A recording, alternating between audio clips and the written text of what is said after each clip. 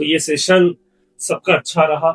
हमारा 5th का 8th का 10th का सारे रिजल्ट लगभग अच्छे रहे और बच्चों ने परफॉर्म भी अच्छा करा। एक्सपेक्टेशन के अकॉर्डिंग सारी चीजें रही, कुछ थोड़ा बहुत ऊपर नीचे है तो वो चलता है। अब आते हैं हम नेक्स्ट सेशन की तैयारी को लेकर। तो हमारे कुछ कॉज हैं जो जरूरी है जिन चीजों पे डिस्कशन करना। सबसे पहले होता है कि किसी भी स्कूल में जो सिलेबस लगता है उस सिलेबस का नॉलेज टीचर्स को होना चाहिए। और समर का टाइम ऐसा है जब हम इन चीजों की तैयारी कर सकते हैं, सारे वर्क को प्रॉपर कर सकते हैं।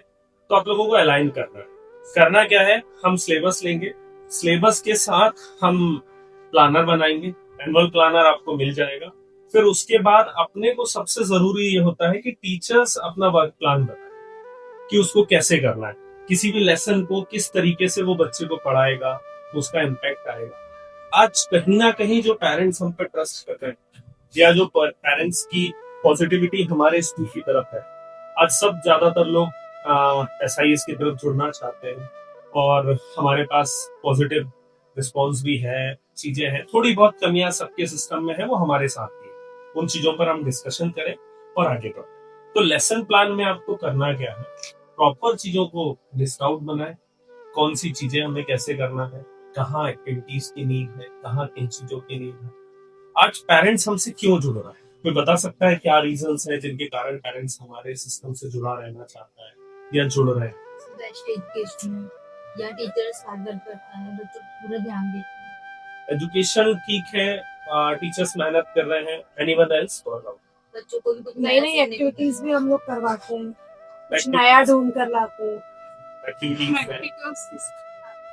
मतलब चीजों को मतलब लाइव बताते हैं कि ऐसा होगा, उसके बाद उससे रिलेट करके चीजों को आज की नीड है, एजुकेशन सिस्टम की ये नीड है और गवर्नमेंट भी इस तरफ वर्क कर रही है कि आपको कोरिलेटेबल एजुकेशन देना, जिसमें बच्चे सिर्फ बुकीज नॉलेज के लेवल पर नहीं रहे, उनको प्रैक्टिकल नॉलेज भी। तो ठीक है, ये एक हमारी चीज है। और किसी और के पास कोई आंसर? एटमॉस्फेयर अच्छा है और जो मैं मानता हूँ, जो मुझे फील होता है, वो ये फील होता है कि ऑनेस्टी। वो ये चाहते हैं, वो ये जानते हैं कि हमारे सिस्टम में हम ईमानदारी के साथ चीजों को करा रहे हैं। और बहुत हद तक सारे टीचर्स मेहनत भी करते हैं, सबका अपना अपना बेस्ट देने की वो कोशिश करते हैं। तो लोगों का रुझान हमारी तरफ है, बट हमको उनके इस ट्रस्ट को मेंटेन रखना है। हम आज शिक्षा दे रहे हैं, लोगों की नजर में व्यापार होगा, बट हम यहाँ व्यापार करने नहीं बैठे। फीस हमारे लिए मैंडेटरी पार्ट है, क्योंकि मुझे फीस मिलेगी तब आपको सर्टिफिकेट। तो वो टू एंड टू है कि इस एक तरफ आएगी दूसरी तरफ जाना। तो वो एक माध्यम है जिससे हम व्यवस्थित तरीके से चीजों को कर सकते हैं। लेकिन साथ में साथ जो ट्रस्ट उन्होंने हम पर करा, उस ट्रस्ट को मेंटेन करने के लिए मुझे जरूरत है टीम की। किसी भी टीम में एक टीम लीडर सब कुछ नहीं है। अगर उसके टीम के प्लेयर्स, सारे प्लेयर अच्छे खेलेंगे तो विनिंग होगी। अदरवाइज ऐसा हो गया कि एक बॉलर ने अच्छा ओवर नहीं फेंका तो हो सकता है कि एक ओवर ही आपके मैच को खत्म कर देगा। तो हमको सारे प्लेयर्स को मिलकर एक साथ टीम वर्क करना है। अब टीम वर्क करने में जो चैलेंजेस हैं, उन चैलेंजेस पर हम काम करेंगे। क्या अभी बीच में किसी ने कोई कॉज बताया था, किस चीज को लेकर कोई कॉज चल रहा है? री एग्जाम को लेकर। री एग्जाम को लेकर, री एग्जामिनेशन का पर्पस ये है कि मैक्सिमम जैसे गवर्नमेंट की पॉलिसीज है कि 1st to 8 हमें बच्चों को पास आउट करना बिना फेल करे। हम यहाँ पर फेल नहीं कर रहे, ये बच्चे फेल नहीं हो रहे हैं। लेकिन विकास सर ने भी एक सजेशन दिया था कि सर अगर बच्चे को 9th क्लास में जाकर एकदम से वो किसी सब्जेक्ट में रुकता है, तब उसके माइंड पर एक नेगेटिव इम्पैक्ट आता है। और उस नेगेटिव इम्पैक्ट को रोकने के लिए हमको क्या करना होगा, अभी से हम इसीलिए 3rd to 11th क्लास में जो बच्चों की परफॉर्मेंस अंडर परफॉर्मर होते हैं, जो प्रॉपर परफॉर्म नहीं करते हैं, उनके लिए हम ये री एग्जामिनेशन इसलिए अरेंज करते हैं ताकि वो और एफर्ट लगाएं, उनको इस नंबर की कमी महसूस हो, वो उस भूख की तरफ जाए कि अगर हमने परफॉर्म नहीं करा तो हमें री एग्जामिनेशन में बैठना है। और वो अगर कोई नेगेटिव इस चीज को फ्लो कर रहा है तो उन्हें करने दें, वो उनका ध्येय हो सकता है। हमारा इंटेंट ये है कि हम रियल एजुकेशन देना चाहते हैं, और रियल एजुकेशन में वही पार्ट सबसे जरूरी है कि अगर बच्चे को नहीं बन रहा है तो उसके मन में ये भाव उत्पन्न हो कि मैं करूंगा तो ही पास होगा, अदरवाइज मुझे उस क्लास में या तो री एग्जामिनेशन देना पड़ेगा या रिपीट करना। हम रिपीट करा नहीं सकते, तो हम री एग्जामिनेशन कराते हैं। विकास सर, आप क्या कहना चाहेंगे इस पर्टिकुलर पॉइंट पर? सर फाइनल जो लोगों का फ्यूचर डिसाइड होता है वो एक एग्जाम पैटर्न पर डिसाइड होता है, और वो एग्जाम पैटर्न किसी के स्कूल के हाथ में नहीं होता कि कोई पर्टिकुलर स्कूल है उसको मान के वो एग्जाम से ले और वो डिसाइड करके बताए कि ये बच्चा अच्छा। ऑब्वियसली है कि सब अपने अपने बच्चों को अच्छा बोलेंगे, इसीलिए हर हर फील्ड में एक एग्जाम मैंडेटरी होता है जिसमें जहाँ पर भी जाना है आपको एग्जाम देना है। अब मान लीजिए हमने किसी बच्चे को पढ़ाया नर्सरी से लेकर 12th क्लास तक, अब हमने तो पढ़ा दिया, अब जब बारी आई एग्जाम देने की उसकी, तो ऐसी कंडीशन में उस एग्जाम में वो फेल होगा, तो इस फेलियर की जवाबदारी कौन है? या तो इस फेलियर की जवाबदारी स्कूल ले, टीचर्स ले, या पेरेंट्स ले, या अल्टीमेटली वो बच्चा खुद ले। ठीक है, ये बात मानते हैं कि सभी को सब चीजें नहीं मिलने वाली, पर क्या तैयारी भी नहीं कराएं उसके लिए? अगर ये कोई कोर्स डिफिकल्ट है, इसमें पढ़ना है, अगर किसी ने नेट से लिया तो उसको अल्टीमेटली जेडबलई का एग्जाम देना पड़ेगा, वो चाहे या नहीं।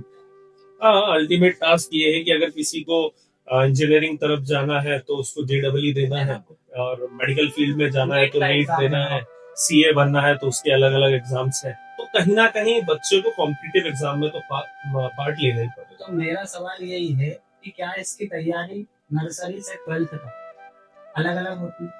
क्या ये सिलेबस इसके बाहर आता? नहीं, ये सिलेबस तो लगभग आई थिंक अगर हम देखें तो 6 to 8 या 6 क्लास से जो स्टार्ट होता है, और इवन अगर हम लैंग्वेज की बात करें तो वो तो KG1 और KG2 से ही स्टार्ट हो जाता है।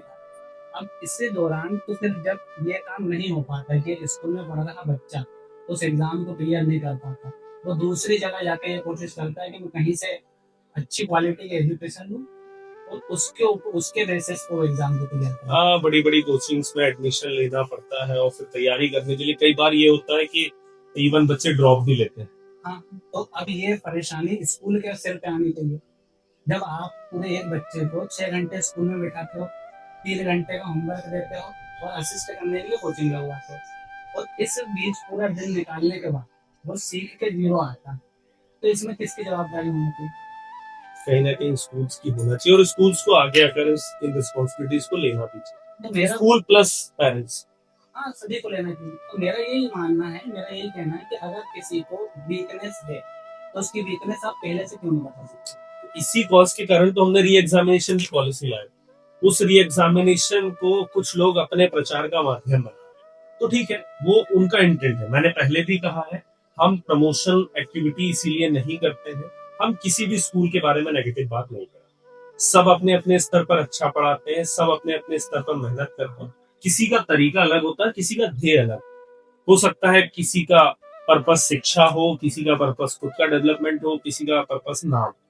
तो हम जिस काम के लिए काम कर रहे हैं वो हमारा काम, उसके लिए हमने री एग्जामिनेशन लाए थे और री एग्जामिनेशन को हम कंटिन्यू भी करें। अभी भी जैसे रिसेंटली हमारे कुछ बच्चों ने री एग्जाम दिया, और मेरे साथ तो कल का ये इंसिडेंट है।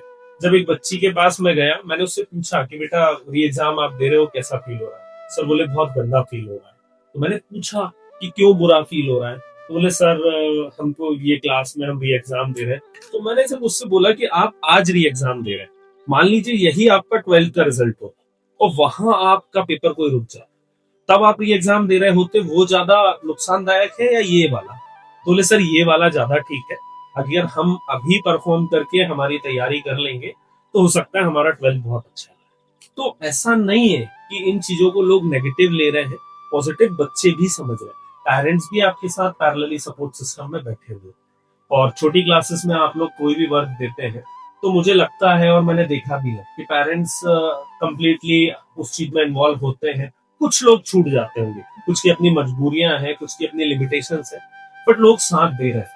और कोई ऐसा इशू जिसको आपको लगता हो कि सर ये भी हम रिजॉल्व करते हैं, या इस तरफ हम एफर्ट लगाते हैं बट कहीं थोड़ा बहुत प्लस माइनस होते रहता है। सर विकास सर ने जैसा कहा कि मतलब स्टार्टिंग से ही जरूरत पड़ती है, तो मैंने भी कुछ वीडियोस देखे थे जिसमें मतलब अगर पीएससी की भी प्रिपरेशन करना है तो 6 क्लास से आप कंटिन्यू करिए, तो उसमें आपको बहुत कुछ बेस क्लियर हो जाता है और थोड़ी बहुत बुक्स पढ़ना पड़ता है, आपको इजीली हो जाता है। मैम यूपीएससी के जो टॉपर्स हैं या कुछ है, ये वन नाइट वाले नहीं है।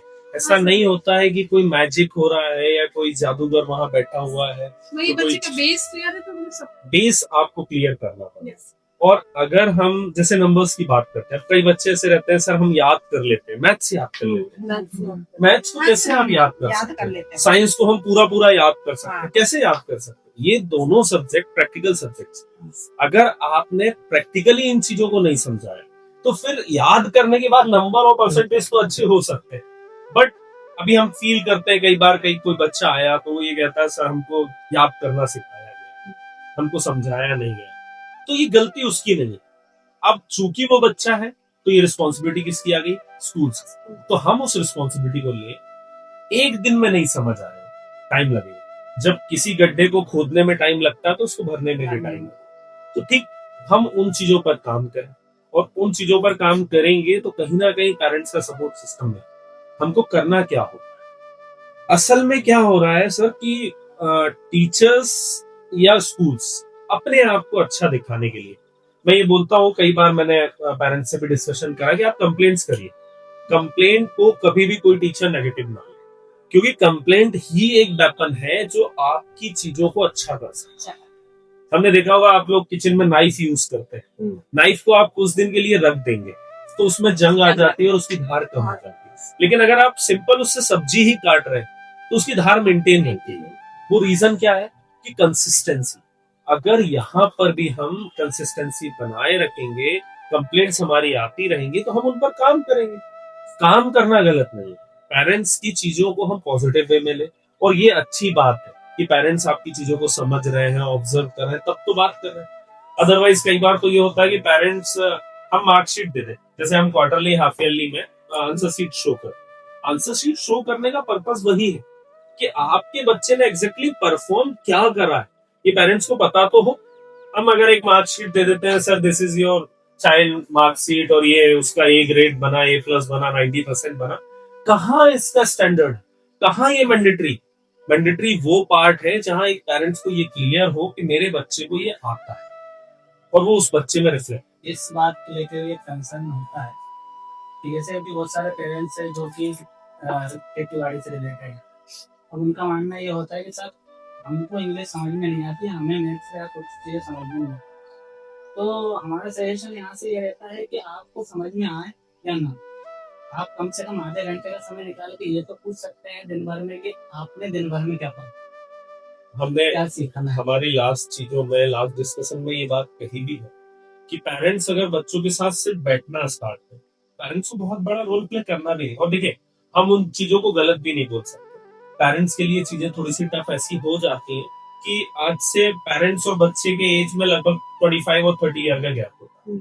उस टाइम के एजुकेशन सिस्टम में और आज के एजुकेशन सिस्टम में एक बड़ा फर्क ये आ गया है कि मीडियम, फिर बुक्स का सिलेबस, और वो बहुत वास्ट हो गया और उनको पढ़े हुए एक टाइम हो गया। तो अगर एकदम से किसी के सामने कोई क्वेश्चन जाता है तो उसके लिए ये लगता है कि यार बनेगा या नहीं बनेगा, बट पेरेंट्स को करना क्या है, सिर्फ यहाँ से या स्कूल से, जिस भी स्कूल में उनका बच्चा पढ़ रहा है, वो अगर रेगुलर बिहाफ पर बैठने लगे और इन चीजों के लिए मोटिवेट आपको करना क्या होता है, क्लासेस में हम ऐसी एक्टिविटीज करें, हम पेरेंट्स को रिकॉग्नाइज करें, हम पेरेंट्स को थोड़ा सा रिस्पेक्ट दें, ऐसी चीजें और करें जिनसे पेरेंट्स में कंपटीशन स्टार्ट हो कि मैं स्कूल तक पहुंचूंगा तो और अच्छा परफॉर्मेंस मिलता है बच्चे का और थोड़ा ध्यान दिया जाता है।